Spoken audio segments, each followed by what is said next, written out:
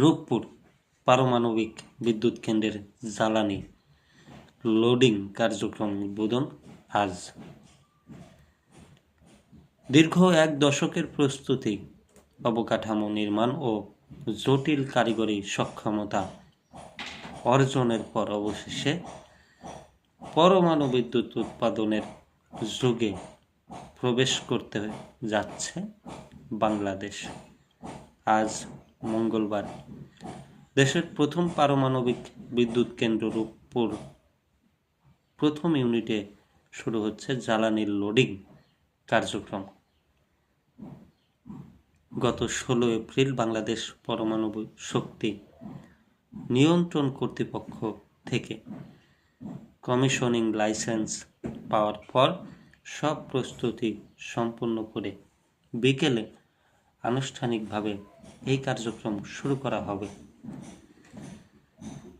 এ উপলক্ষে আয়োজিত অনুষ্ঠানে যোগ দিতে রাশিয়ার রাষ্ট্রীয় পরমাণু সংস্থা রোসাটমের মহাপরিচালক অ্যালেক্সি লিখাচেভ 18 সদস্যের প্রতিনিধি দল নিয়ে সকালে ঢাকায় পৌঁছানোর কথা রয়েছে।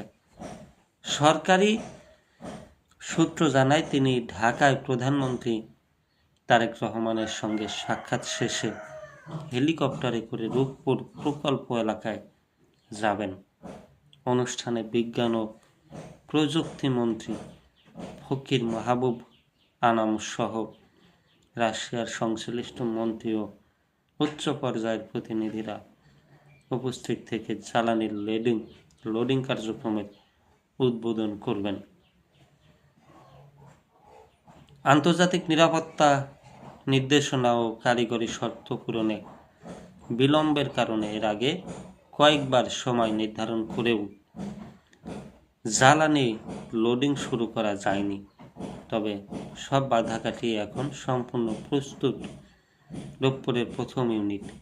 এ কার্যক্রমে অংশ নিতে ইতিমধ্যে 59 জন বাংলাদেশি বিশেষজ্ঞ অপারেটিং লাইসেন্স পেয়েছেন।